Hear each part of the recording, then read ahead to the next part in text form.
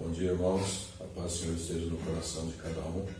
É uma alegria muito grande poder falar com vocês novamente nessa aula online, né? Continuamos ainda com as aulas online devido à situação da pandemia, né? Infelizmente, nesse período aí de isolamento da igreja, acabamos perdendo alguns irmãos em Cristo e alguns que ainda estão doentes. Então nós vamos orar antes de iniciar essa aula. Eu quero orar por cada um dos irmãos para que nós possamos seguir em frente. Amém? Pai querido, muito obrigado, Senhor, por esta manhã abençoada. Obrigado a Deus pela vida de cada um dos teus servos que me vê agora, aqueles que ainda não estão vendo, mas que nos próximos dias vão assistir essa aula. Visita a tua igreja, a liderança, a nossa liderança, Pai. Cuida de cada um dos teus servos, ministra a tua graça, a tua unção. Fala conosco nesta manhã por meio da tua palavra. Nos orienta, nos capacita, nos faz entender qual é a tua vontade para as nossas vidas, Pai. No nome de Jesus. Amém. O texto de hoje, irmãos, está baseado na segunda carta do apóstolo Paulo à igreja de Corinto. Então é 2 Coríntios, capítulo 4, nós vamos ler versículos 7 até o 18. Eu quero trazer para os irmãos nessa manhã, como tema, né, dessa aula, né, como mensagem, que se nós somos atribulados por causa de Jesus, isto é a prova de que Ele está presente na nossa vida. Amém? Então toda tribulação, né, todo sofrimento que nós passamos nessa terra, se nós vivemos em Cristo, muitas coisas acontecem como prova de que a gente está fiel, está com fé na palavra dEle, naquilo que Ele nos ensina. Eu quero começar a leitura e vou ler com os irmãos o versículo 7, do capítulo 4 aqui de 2 Coríntios, versículo 7 até o versículo 11, para dar base a fazer a introdução dessa aula. Versículo 7 diz assim: temos, porém, esse tesouro em vasos de barro, para que a excelência do poder seja de Deus e não de nós. Então Paulo começa já explicando nessa passagem que nós nem merecemos aquilo que tem em nós, a presença de Cristo em nós, né? A manifestação do poder de Deus por meio do Espírito Santo em nós, nós nem merecemos. Por quê? Se a gente for olhar para o nosso corpo, para a nossa natureza, a gente nem está preparado para isso. Mas Paulo diz assim, que isso acontece para que a excelência do poder seja de Deus e não de nós. Ou seja, a importância da nossa vida é estar com a presença de Deus. Não somos nós não podemos fazer nada para nos tornar importantes. Tem pessoas que até se confundem, né?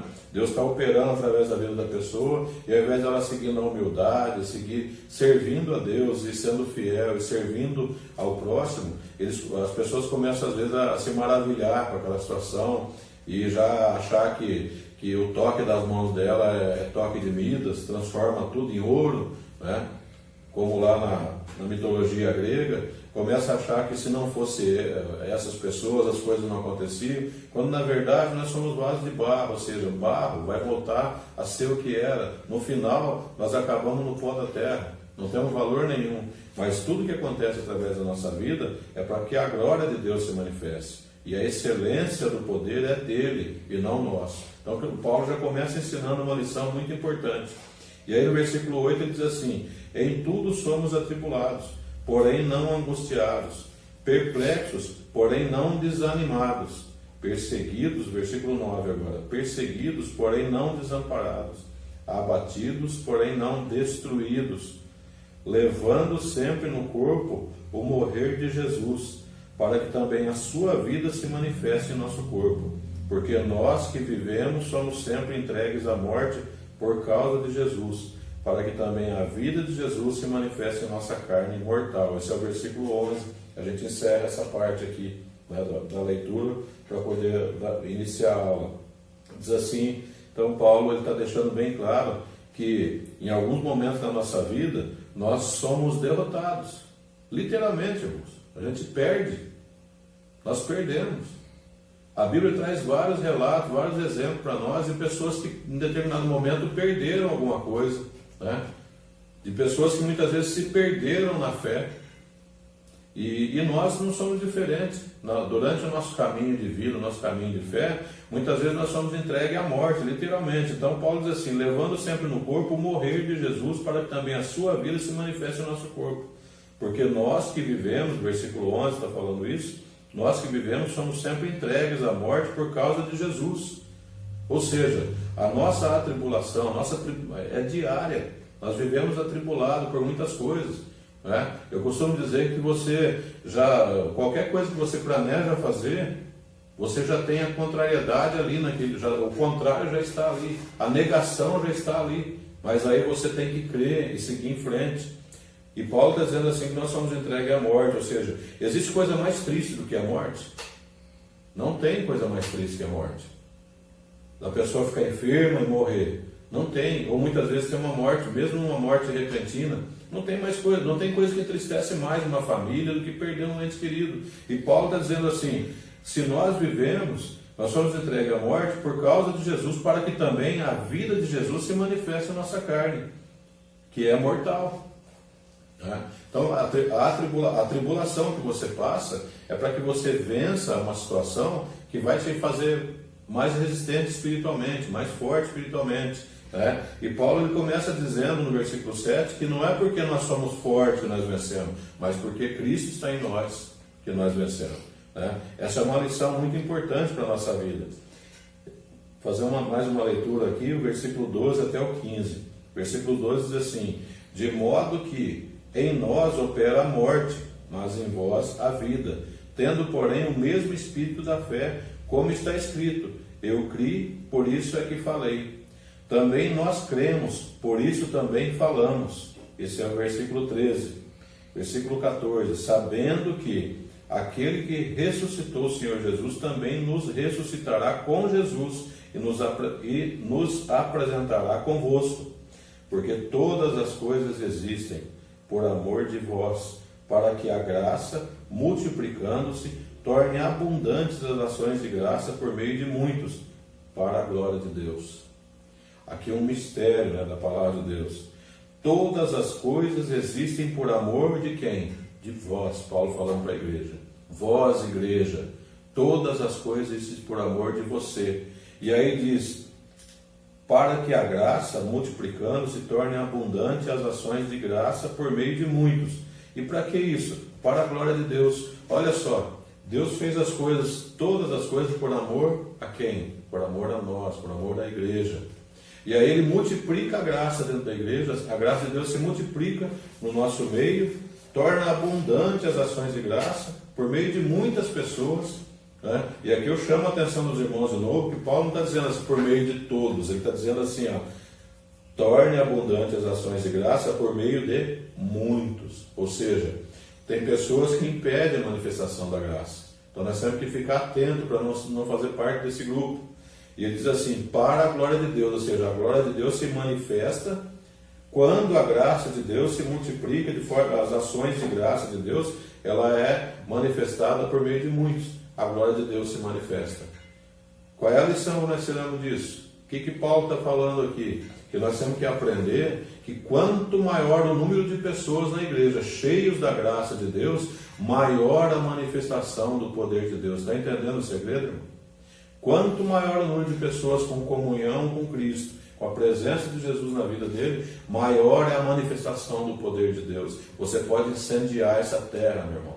Você pode incendiar esse mundo, trazendo nele a presença de Deus através da sua vida. Está nas nossas mãos o poder de Deus. Paulo está deixando bem claro isso. E ele fala, não vá se ensoberbar, não vá achar que é porque você é importante, não. Você é um vaso de barro.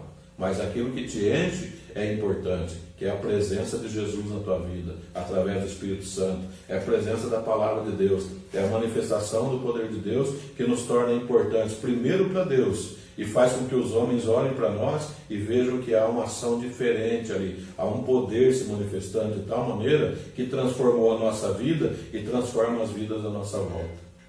Que coisa maravilhosa, quando a gente enxerga aquilo que Deus pode fazer, né? Vamos continuar aqui. Eu li o versículo 15 até o 15, vou ler o 16 e 17. 16 diz assim, por isso não desanimamos, pelo contrário, Mesmo que o nosso homem exterior se corrompa, contudo, o nosso homem interior se renova de dia em dia. Olha o versículo 17. Porque a nossa leve e momentânea tribulação produz para nós peso de glória, acima de toda a comparação. Paulo está dizendo que todo sofrimento é uma leve e momentânea tribulação. Nossa, irmão, mas como isso? Eu estou sofrendo tanto, está doendo tanto. Eu perdi pessoas importantes da minha família nos últimos dias. Eu tenho pessoas da minha família enfermas nos últimos dias. Eu perdi meu emprego. Seja lá qual for o problema que você pode se questionar agora. Paulo diz assim que a leve e momentânea tribulação, olha só que essa tribulação, por que ele fala leve e momentânea? Porque é temporal. Isso vai acabar um dia. Vai acabar. Agora ele fala assim, produz para nós eterno peso de glória acima de toda a comparação. Toda a glória, tudo aquilo que você vai receber da glória celestial, não se compara com o que você passou aqui. Essa é a mensagem. Essa é a revelação de Deus para o teu coração, para a tua vida nessa manhã. Essa é a renovação que nós precisamos. Saber que tudo que nós passamos aqui não se compara com aquilo que Deus tem preparado para nós. Irmãos, essa é a mensagem do Evangelho. Não adianta eu pregar um Evangelho de riqueza, que você vai ter carro, vai ter casa, vai ter isso. Não é essa a mensagem que nós recebemos de Jesus. A mensagem que nós recebemos de Jesus é essa mensagem genuína que Paulo está falando aqui para a igreja que está em Corinto, para os coríntios aqui, na sua segunda carta. Ele está dizendo assim, tudo que você enfrentar nessa terra, seja qual for a situação, seja qual for o campo da sua vida que você enfrenta a tribulação, é uma tribulação momentânea, vai acabar. Isso finda um dia, é temporal. As coisas temporais são aquelas que passam e você depois muitas vezes não lembra nenhum detalhe. Eu levo você a pensar alguma batalha, alguma luta que você enfrentou na sua vida do ano passado, está bem recente. Vamos pegar o final do ano passado, talvez você passou por uma luta. Duvido que você consegue me contar em detalhes o que aconteceu. Cada coisa que aconteceu. Você se lembra sim da luta, mas você só se lembra que teve a luta e você hoje já venceu essa luta. E você não se lembra nem dos detalhes. Eu quero dizer para você nessa manhã, renovar essa mensagem e dizer para você, seja qual for a tribulação que você está passando agora, seja qual for a sua batalha, daqui uns dias, meu irmão, você não vai lembrar os detalhes disso. Porque Deus já está te livrando. Ele já te deu o livramento. Ele te deu a vitória. Nós não ficamos assustados. Coisa linda quando Paulo fala aqui no versículo 8. Atribulados, porém não angustiados. Perplexos, porém não desanimados. Assusta com a situação, mas não desanima. Vai em frente. Né? É uma mensagem poderosa, irmãos, que Deus nos dá nessa manhã. Né? E aí eu finalizo com o versículo 18. Não atentando nós nas coisas que se veem, mas nas que não se veem. Porque as que se veem são temporais. Lembra que eu falei? Duram tempo, temporais. E as que não se veem são eternas. O que Deus tem preparado para você na glória é eterno.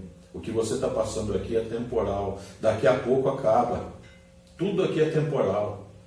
Tudo desse mundo acaba.